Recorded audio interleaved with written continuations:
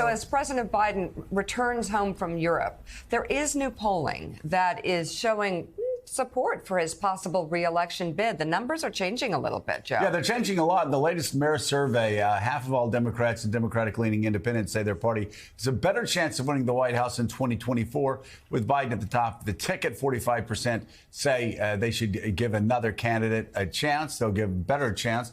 But you look in November, Willie, those numbers, it jumped up from 38% to 50%. Again, this poll right now is just a snapshot. It really doesn't mean a whole lot. If Joe Biden decides that he wants to run for re-election, he's going to run for re-election. And Democrats would be stupid to run against him unless something changes dramatically. Again, Joe Biden is a guy who was constantly underestimated throughout his entire political career, constantly underestimated during the political campaign in 2020, mocked, ridiculed, abused by the right and the progressive left, constantly underestimated even over the past 2 years.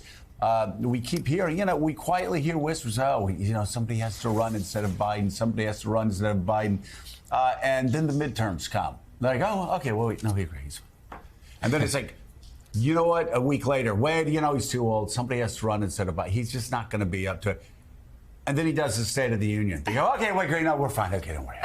Then two nights later, the bedwetting begins again from people in the Democratic Party. Oh, we can't do that. Suddenly, the guy's showing up on a secret trip to Kyiv after taking a 10-hour train ride in, where he could have very easily been killed by enemy troops as he went through the war zone. And now people are like, maybe. Walking the streets of Kyiv. Yeah, maybe this guy that was like, they did 20 hours of train rides that I will guarantee you Donald Trump would have never had the what to do, never had the guts to do. And that all of the fat white pink boys who are criticizing Joe Biden on the far right in their suspenders would never have had the nerve to do what he did. He did it.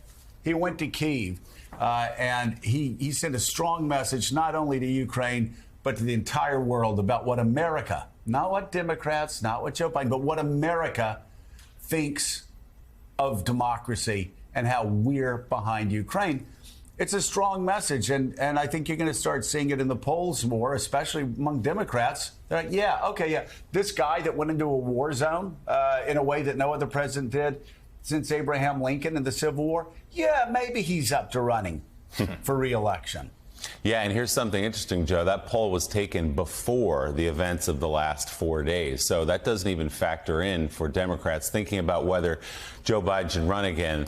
The trip into the war zone, the speech on Tuesday, the meeting yesterday. He's back home now. And Jen Psaki, I think if you look at the timeline of the leap from November to now, November was a time of great concern. I mean, there was gnashing of teeth and everything else that you're going to lose the Senate. The House was going to go by a huge margin. We're going to lose the country, effectively, Democrats thought, to Republicans.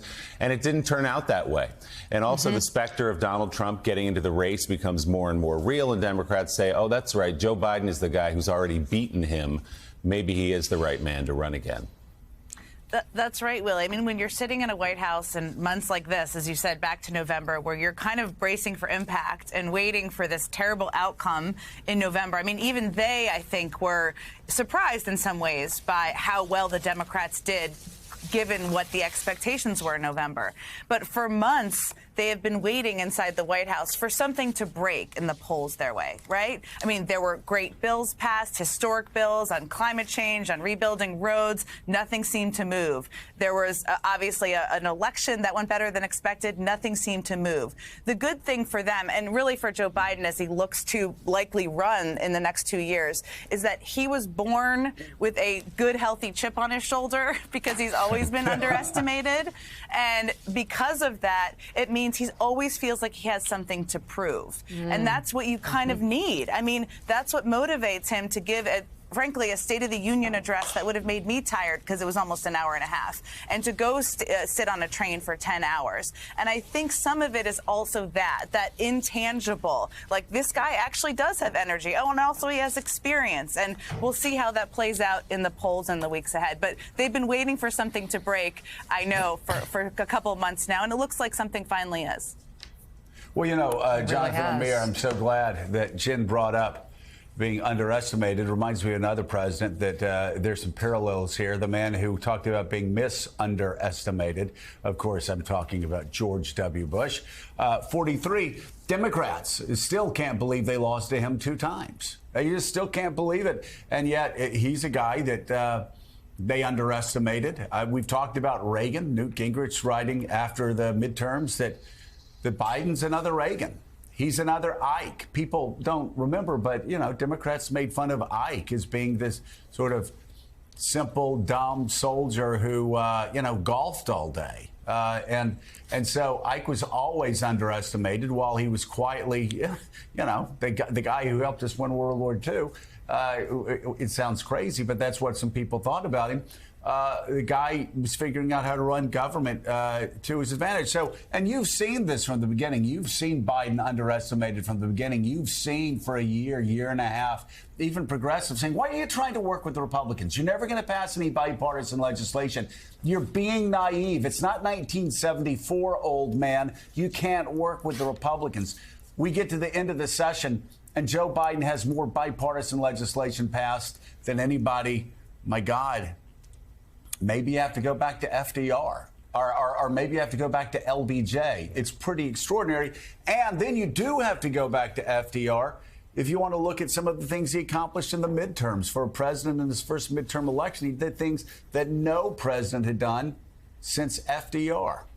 Yeah, I mean, White House aides point to the record. They say it speaks for itself that this is a president who took office just 2 weeks after an insurrection at the citadel of our democracy. He took office at the height of the pandemic with economic turmoil, and he has steadied the ship not just on those fronts. He has passed an extraordinary amount of legislation, the most since LBJ in his first 2 years. He has also held together a global alliance backing Ukraine in its trying to repel an invasion from its much larger neighbor. And yeah, they understand there's going to be speculation about President Biden. He is 80 years old. He has not yet announced that he's running for president again. And there are some Democrats who are taking steps to create a plan B just in case. But most believe he will. And he will go into this next race in a far stronger position than most would have anticipated, particularly coming off of last November's successful midterms for the Democrats. And they think they like the contrast between this and the Republican field. And Joe, we should also note